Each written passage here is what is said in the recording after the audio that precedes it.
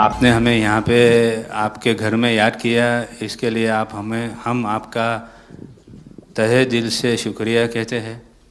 और हमेशा सैयदना साहब और आपका बहुत गहरा रिश्ता रहा है।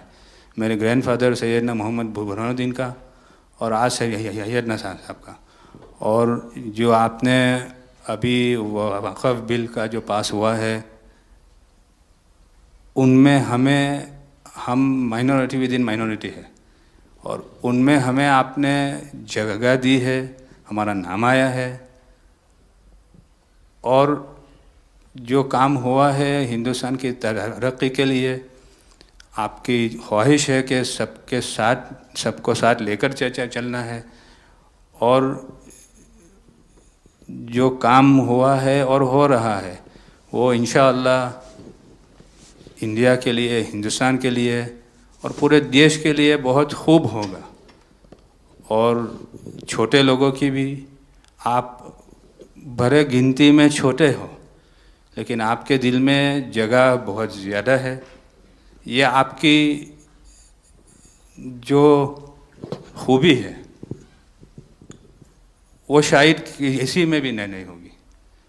और ख़ासतन मेरी बहुत दफ़े आपसे मुलाकात का भी टाइम हुआ है, इतने बिज़ी होने के बावजूद भी कान दे के सुनते हैं, ये बहुत खूबी है, शायद किसी में होती है। और मेरा जो एक्सपीरियंस है, ऐसे ही लोग प्राइम मिनिस्टर होते हैं। साहब, मैं अपने वाक्यों को भिंडी बाजार में हमारो एक प्रोजेक्ट चाले है। हमारे प्रोजेक्ट में एक जगह है भिंडी बाजार के अंदर जो हमने 2015 में खरीदी। हम मालिक हैं, बहुत मेहनत से खरीदी। उस जगह को 2015 में लिया, 2019 में कोई नासिक का और अहमदाबाद का शख्स जाके बोलता ये जगह वक्फ है। वक्फ तो वहाँ पे तो लोग रहते हैं, टेनेंट्स हैं, दुकानें हैं। एक 700 स्क्वायर फीट जगह पे कोई नमाज पढ़ता होगा जो कम्युनिटी हॉल होता है। सब ये गवर्नमेंट ने एक्चुअली ये सारी चीज़ों पे वक्फ कर दिया है। वक्फ का मतलब अब रुक जाओ, ये नहीं चलेगा। बहुत ही महंगी जगह है और हमने बहुत मुश्किल से ली है। 2019 के अंदर कोई थर्ड पार्टी, इसका कोई लेना देना नहीं है, वो जाके ये जगह को वक्फ कर देता है। तो सर, कानून में बदलाव तो लाना होगा। जैसे हम देखते आ रहे हैं कि गरीब महिलाएं हो, कम्युनिटी विमेन हो, ये अगर पैसा आवक हो रही है और कानून में बदलाव आ रहा है, उसका फ़ायदा कहीं ना कहीं पहुंचना चाहिए। तो ये सारे विजन जो गवर्नमेंट ने लिए हैं, दाऊदी बोहरा कम्युनिटी उसका बहुत सपोर्ट भी करती है। और आपसे बहुत शुक्रगुजार हैं हम इस चीज़ के लिए कि आपने हमें एक्नॉलेज भी किया। हमने इसके अंदर एक्सक्लूजन मांगा है कि हमको इस वक्फ एक्ट के जुरिडिक्शन में नहीं रहना, and we want to be govern by a trust act और अ सेपरेट एक्ट। जैसे मुझे साहब ने गाइड किया है कि आपने गाइड किया है, आगे का 100 साल देख के कोई भी काम करना चाहिए। हम उसी राह के ऊपर इसकी कोशिश कर रहे हैं। और मैं वापस से बहुत बहुत धन्यवाद करता हूं आपका कि आपने ये बिल और ऐसे बहुत से कठिन बिल जो आते रहते हैं, बहुत बहुत धन्यवाद। मैं एक और चीज़ शाह साहब के द्वारा ये कहता हूं कि सैयदना साहब की उम्र अल्लाह ताला ता रोज़े क़यामत दराज करे। उनकी मोहब्बत करना माननीय प्रधानमंत्री जी को अल्लाह ताला सेहत में रखे, हिफाजत में रखे, लंबी आयुष दे और हमारे देश की सेवा आप करते रहिए। 1923 से हम ये गुहार गवर्नमेंट से लगा रहे हैं कि हमें एग्जेम्पशन चाहिए। जो 51st हिज होलीनेस थे, उसके बाद 52nd सैयदना साहब और आज 53rd दाइल मुतलक सैयदना साहब वही सेम बात कर रहे हैं कि हमें एग्जेम्पशन चाहिए। 1923 में साहब जब एग्जेम्पशन मिला तो माइनॉरिटी को कंसीडर करा गया, लेकिन 100 साल बाद, जैसा गृह मंत्री जी ने उनके इंटरव्यू में पिछले सप्ताह कहा कि हमने सिर्फ माइनॉरिटी को कंसीडर नहीं किया। साहब, ये जो एक्ट आया है वो प्रिवी काउंसिल क्यों लेकर आई? प्रिवी काउंसिल ने ये एक्ट इनैक्ट किया माइनॉरिटी के प्रोटेक्शन के लिए, लेकिन साहब आपने ये एक्ट इनैक्ट किया सिर्फ माइनॉरिटी के प्रोटेक्शन के लिए नहीं, बल्कि माइनॉरिटी विद इन माइनॉरिटी के लिए। तो ये उस दिशा में साहब बहुत ही बड़ा स्टेप है।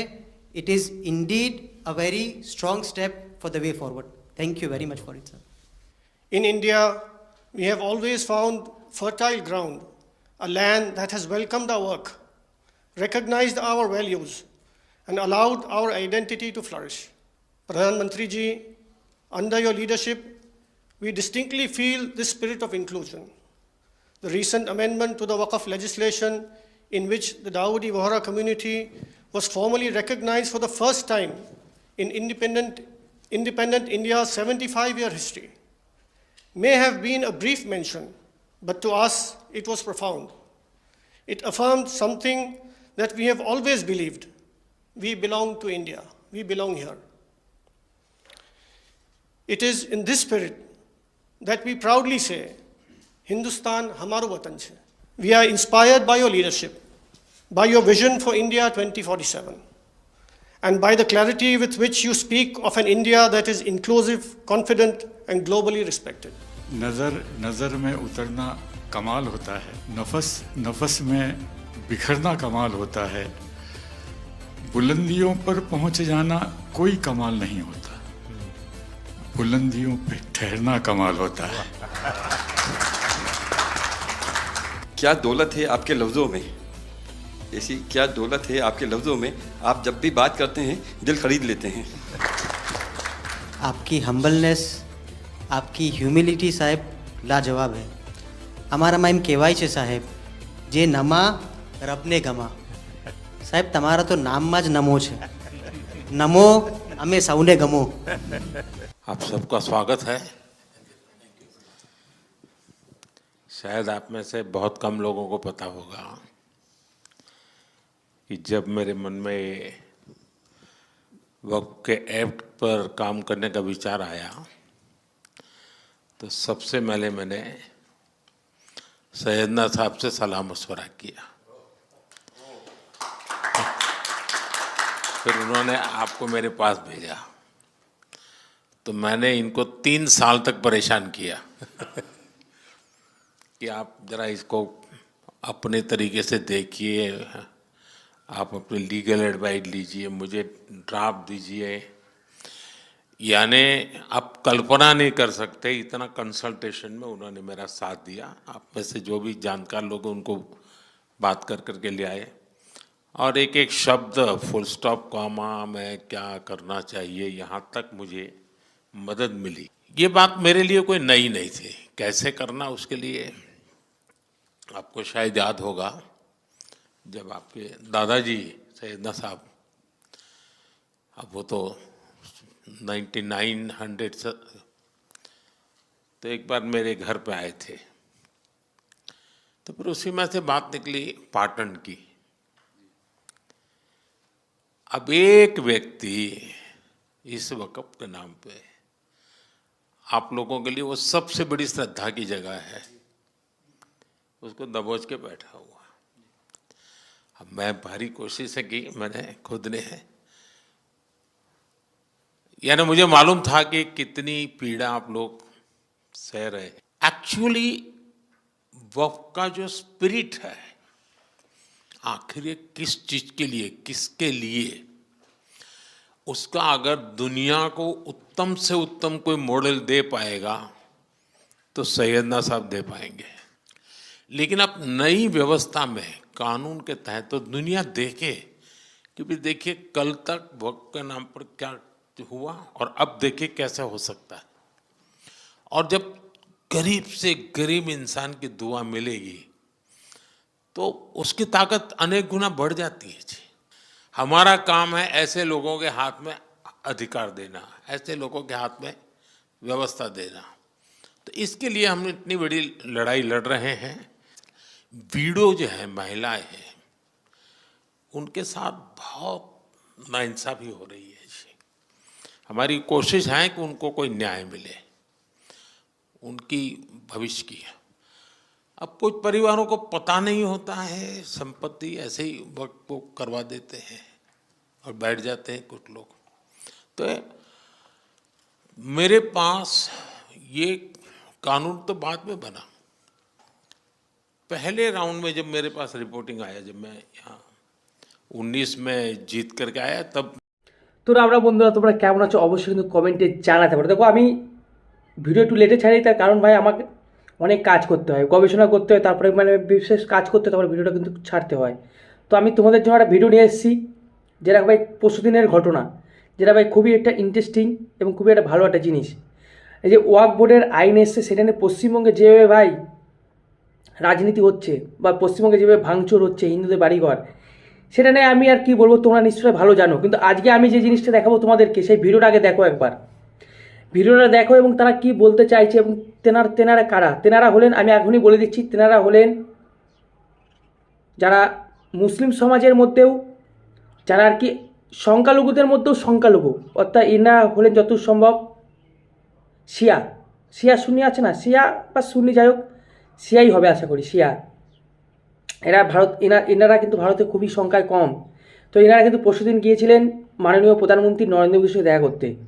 যে তেনারা কি বলছেন, একটা লোক কি বলছে শুনলেন তো, 2015 সালে একটা জমি, ভেন্ডি বাজারে একটা জমি কিনেছেন, সেই জমিটা 2019 সালে নাসিকের কোনো ব্যক্তি যে বলছে এটা ওয়াকফ সম্পত্তি। তো এর থেকে বাঁচার জন্য কী করা উচিত, সেটাই মাননীয় প্রধানমন্ত্রীকে জিজ্ঞাসা করছেন। এবং এটা করেছেন, ভালো করেছেন, যে ভাই ওয়াকফ মানে হচ্ছে এবার দাঁড়িয়ে যাও, অনেক হয়েছে আর না, সেটা কিন্তু বোঝাতে চেয়েছে। কিন্তু পশ্চিমবাংলার যারা ঘরবাড়ি ভাঙছে তাদেরকে এই ভিডিওটা দেখানো উচিত, তাদের দেখানো উচিত যে তারা দেখুক যে এনারা কি বলতে চাইছেন। এইভাবে 1700 প্লাস মুসলিম সম্প্রদায়ের লোকেরাই 1700 প্লাস সরকারকে অভিযোগ জানিয়েছে যে ওয়াকফ ভাই, ওয়াকফ আছে কিন্তু ভাই লোকের জমিও নিয়ে নিচ্ছে।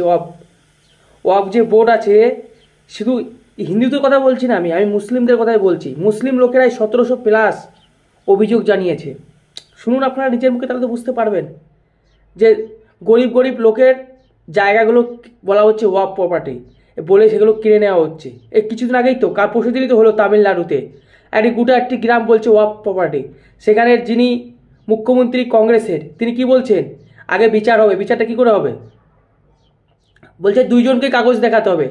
তাহলে তো ওইখান থেকে চালু হয়ে গেল মাননীয় প্রধানমন্ত্রী যে আইন পাস করেছে, 2 জনকেই কিন্তু ভাই বিচার করতে হবে। যে যদি ওয়াকফ বলে, যদি ওয়াকফের সম্পত্তি কাগজ নিয়ে আসো, আর যে গ্রামবাসী রয়েছে তারা যদি বলে এটা আমাদের সম্পত্তি, কাগজ দেখাও। এটাই তো আইনের মূল তথ্য, আর এটাই হওয়া উচিত। এবার অনেকে দেখো এই আইনটা নিয়ে অনেকে ভুল তথ্য দিচ্ছে, যে তাহলে সেই পুরনো 200-300 বছর আগেকারের যে মসজিদগুলো রয়েছে বা যে কবরস্থানগুলো রয়েছে, সেগুলো নিয়ে তাহলে কী হবে। ভাই সেইগুলোর কথা তো কেউ বলছে না। 1995 সালের পর থেকে, 1995 সালে দেখো, 1995 সালে কিন্তু একটা পাওয়ার দেওয়া হয় ওয়াকফ বোর্ডকে, ভালো করে জিনিসটা বোঝো। 1995 সালের পর থেকে কি বলা হয়েছিল, যত প্রপার্টি আছে 1995 সালের পর থেকে সব প্রপার্টিকে ভাই অনলাইনে ভাই রেজিস্টার করতে হবে। কথা ক্লিয়ার? ঠিক এত কথা কাট, পরিষ্কার পরিচ্ছন্ন কথা। 1995 পর থেকে যে সম্পত্তিগুলো ভাই কাগজ দেখাতে পারবে না, সেগুলো ওয়াকফ সম্পত্তি নয়। এই হচ্ছে মূল কথা। পুরনো যা হয়ে গেছে হয়ে যাক, কিন্তু 1995 পর থেকে তোমরা কী করছিলে, সেটাই তো সরকারের কথা। ঘুমিয়েছিলে কেন ভাই? 1995 তো বলা হয়েছে যে সমস্ত সম্পত্তি 1900 পরের যে যত সম্পত্তি আছে, সমস্ত সম্পত্তি ভাই রেজিস্ট্রেশন করতে হবে, কাগজপত্র থাকতে হবে। মূল কথা হলো সেটাই। তো এই লোকেরা গেছেন এবং মাননীয় প্রধানমন্ত্রী দেখা করছেন এবং তারা ভালো বলছেন। কারণটা ওই যে বললাম, এনাদের জ্বালা আছে। কারণ এরা একজন ব্যক্তি বলছে সে জায়গা কিনে, সে জায়গাটা ওয়াকফ সম্পত্তি বলছে, কিন্তু এটা তো হওয়া উচিত না। সে কষ্ট করে টাকা দিয়ে জায়গাটা কিনেছে আর এখন বলবে ওয়াকফ সম্পত্তি, এটা কী করে মেনে নেওয়া যায়? সরকার যেটা করছে অবশ্যই ভালো করেছে, কিন্তু পশ্চিমবঙ্গের সবথেকে কম ওয়াকফ প্রপার্টি হচ্ছে পশ্চিমবঙ্গে। কিন্তু পশ্চিমবঙ্গে যেভাবে ভাই মুসলিম ভাইদের উস্কিয়ে দাঙ্গা লাগানোর চেষ্টা করছে তৃণমূল কংগ্রেস, সেটা তো ভাই স্পষ্ট বোঝা যাচ্ছে। এত যদি তৃণমূল কংগ্রেস ওয়াকফ সম্পত্তির বা ওয়াকফ বোর্ডের দরদি হবে, তাহলে নওশাদ সিদ্দিকী যেদিন ভাঙড়ে ভাই আন্দোলন করলো ওয়াকফ সম্পত্তি নিয়েই তো, ওয়াকফের বিরুদ্ধে যে বিল পাস হয় সেই বিলের বিরুদ্ধেই তো আন্দোলন করলো। সেই দিন ভাই মমতা ব্যানার্জি বা মাননীয় মুখ্যমন্ত্রীর পুলিশ ঠেঙিয়ে সোজা করে ঘরে ঢুকিয়ে দিল। ভাবুন, ঠেঙিয়ে ঘরে ঢুকিয়ে দিল। আর এই জিনিসটা যদি তৃণমূল কংগ্রেস করতো, তৃণমূলে ভাই পশ্চিমবাংলায় অন্যরকম খেলা খেলে মাননীয় মুখ্যমন্ত্রী। সত্যি কথা বলতে এখনও বুঝে নিন আপনারা, মুসলিম কাদের তিনি সাপোর্ট করেন, যারা তৃণমূলের লোক, যারা তৃণমূলের মুসলিম তাদেরকে তিনি সাপোর্ট করেন, কিন্তু যারা ভাই অন্য দলের মুসলিম তাদেরকে তিনি সাপোর্ট করেন না, তাদেরকে তিনি ঠ্যাঙান। একটু মাথায় একটু নিয়ে আসুন কনসেপ্টটা। এবং তিনি কি বলছেন, দিল্লি চলে যান, মানে ভাই দিল্লিতে তারা যাবে না, তারা সব মাননীয় মুখ্যমন্ত্রী জানেন। তো এই নিয়ে আমি কিছু বেশি বলবো না, এই যে ভিডিওটা আছে সেটা দেখুন। আর পশ্চিমবঙ্গের মুসলিম ভাইদের বলবো এই ভিডিওটা দেখে ভালো করে একটু বোঝার চেষ্টা করুন আপনাদের সঙ্গে কী রাজনীতি হচ্ছে। আর পশ্চিমবাংলার যারা এই রাজনীতিটা করছেন, ঘৃণ্য রাজনীতি, তাদেরকে বলবো দয়া করে চুপ করুন, আর করবেন না। কারণ সবথেকে বেশি সম্পত্তি আছে উত্তরপ্রদেশে। উত্তরপ্রদেশে কি আন্দোলন হচ্ছে? কিছুই হচ্ছে না। তারপরে হলো যে দিল্লিতে কি আন্দোলন হচ্ছে না। কেরালা, তামিলনাড়ু, কোথাও কি আন্দোলন হচ্ছে না। যত আন্দোলন পশ্চিমবঙ্গে। কেন? 2026-এ ভোট। পশ্চিমবঙ্গের মানুষদের জাগতে হবে, বুঝতে হবে, সে হিন্দু হোক, মুসলিম হোক, খ্রিস্টান হোক, শিখ হোক, বৌদ্ধ হোক, জৈন হোক, সবাইকে জাগতে হবে। এই খেলাটা কেন খেলছেন? সেটা হচ্ছে 2026-এ ভোট। আর মাননীয় মুখ্যমন্ত্রী বুঝতে পেরেছেন তার চেয়ারের গদি নড়ছে, কারণ 26,000 চাকরি গেছে। এবার টেটের পরীক্ষার পালা।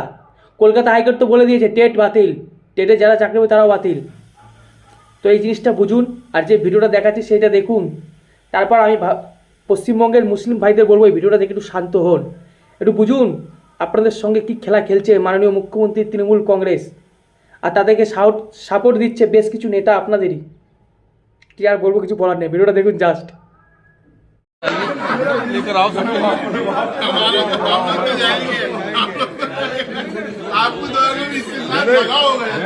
चेयरमैन साहब रात में भाभी को बोलेंगे